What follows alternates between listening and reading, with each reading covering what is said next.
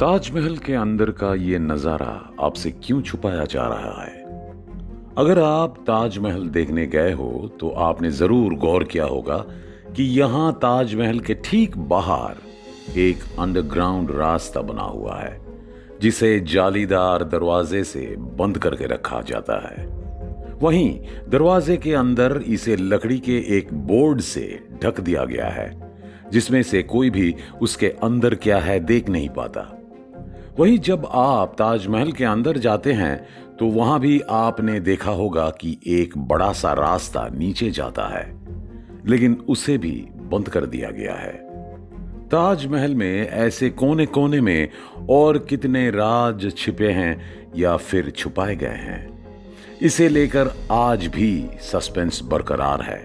तो दोस्तों, आज के हमारे इस वीडियो में हम इसी पर बात करेंगे। भारत की शान और 7 अजूबों में शुमार ताजमहल अपने अंदर कई रहस्यों को दबाए हुए हैं। ताजमहल को लेकर ऐसे दावे किए जाते रहे हैं कि ताजमहल मकबरा ना होकर हिंदू शिव मंदिर है।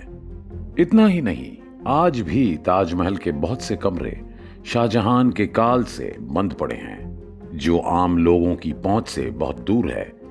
जानकारों की माने तो ताजमहल के नीचे 100 से भी ज्यादा कमरे हैं। साथ ही ये दावा किया जाता है कि ताजमहल से बाहर निकलने के लिए भी एक रहस्यमयी दरवाजा है, जिसे शाहजहां की समय से ही ईंटों से बंद करवा दिया गया। लेकिन एक दावा ये भी किया जाता है कि जिन ईंटों से कमरों को बंद करवाया गया वही गेट बनने के बाद बनाई गई। ऐसे में सवाल उठता है कि भला इन कमरों को आखिर बंद करवाने की जरूरत क्यों पड़ी। इसमें कई शोधकर्ताओं के अपने अपने तर्क है, जिनकी माने तो कमरे में मुमताज की कब्र को रखा गया है, जिसे गवर्नमेंट ने बंद करवाया। वहीं कुछ पुरातत्वविदों ने दावा किया कि इस जगह पर पहले एक तेजो महालय नाम का शिव मंदिर था।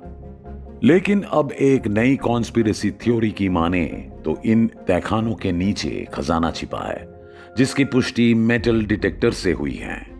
इनमें से कई दरवाजे खुले हैं लेकिन बाद में बंद कर दिए गए, जिसके बाद ये अब भी कायम है कि दरवाजों के पीछे क्या है। दोस्तों, ताजमहल के रहस्यों से पूरी तरह पर्दा उठाना तो शायद मुमकिन नहीं, आज तक कोई ये पता लगा ही नहीं सका है। लेकिन हाँ, ये सवाल बिल्कुल जायज है कि ताजमहल के अंदर का नजारा फिर आपसे हमसे क्यों छुपाया जाता है। आप अगर ताजमहल देखने आगरा कभी नहीं गए हो, फिर भी टीवी पर तो आपने इसे जरूर देखा ही होगा और ये भी जानते होंगे कि ताजमहल के ठीक पीछे यमुना है।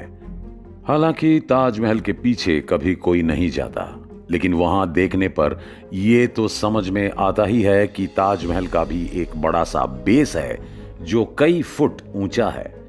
और सबसे जरूरी बात यह कि बेस संगमरमर से नहीं बल्कि बलुआ पत्थर से बना है।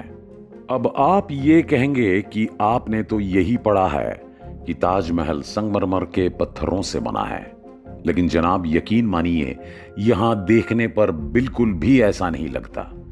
ये देखने पर आपको यकीन करना मुश्किल हो जाएगा कि ताजमहल सिर्फ संगमरमर से ही नहीं बना। दरअसल इस ताजमहल के आगे के फ्रंट से केवल दुनिया को दिखाने के लिए हैं, जबकि पीछे से सच्चाई तो कुछ और ही है। यहां ताजमहल के बाहर का फर्श पूरी तरह से बलुआ पत्थर से बना है। और हां, अगर आपने गौर किया हो, यही एक बड़ा दरवाजा भी दिखाई देता है। दरअसल कहा जाता है कि यह दरवाजा ताजमहल की एंट्री गेट्स में से एक है और यह दरवाजा ताजमहल के अंदर अंडरग्राउंड एरिया में ही जाता है। बताया जाता है इसी रास्ते से शाहजहां की शव को ताजमहल में दफनाने के लिए लाया गया था और ब्रिटिश शासनकाल में इस दरवाजे को ईंटों से बंद करवा दिया था।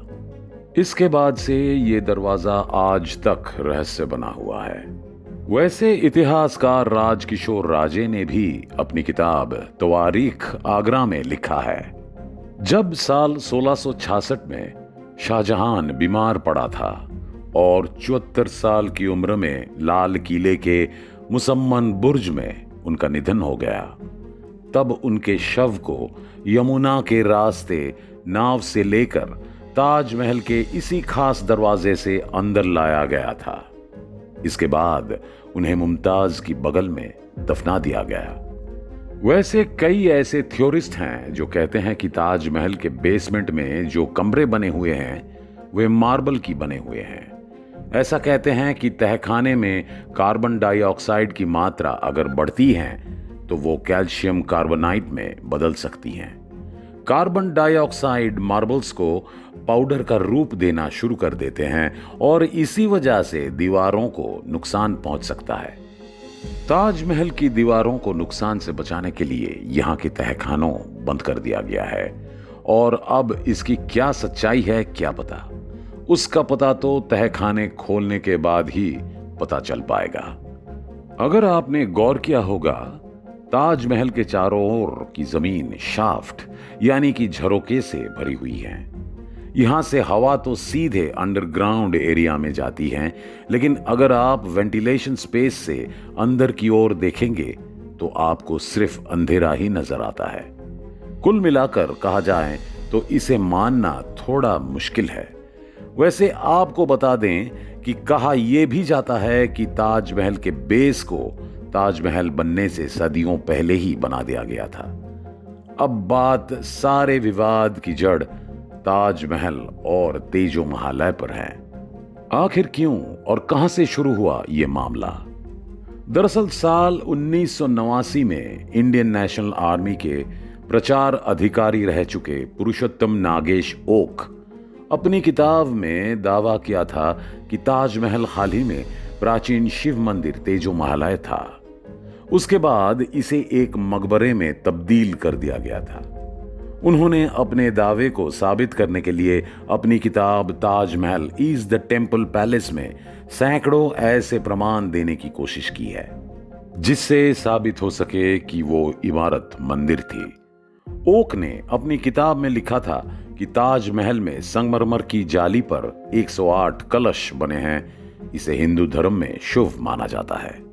वैसे देखा जाए, कभी भी किसी ने सोचा है कि कब्रगाह को महल क्यों कहा गया, लेकिन जानकारों की माने तो इसे लेकर भी लोगों में अब तक एक राय नहीं बन पाई।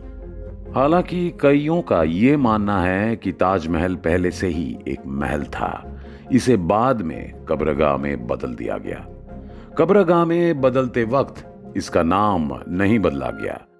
यहीं पर शाहजहां से गलती हो गई। वैसे आपको चलते चलते ताजमहल के बारे में बता दें कि ताजमहल की जो 4 मीनारें हैं वो बिल्कुल सीधी नहीं खड़ी हैं, बल्कि चारों बाहर की ओर हल्की झुकी हुई है और उन्हें ऐसा इसलिए बनाया था ताकि भूकंप जैसी आपदा आने पर भी ये बाहर की ओर ही गिरें और इस मकबरे को कोई नुकसान ना पहुंचे।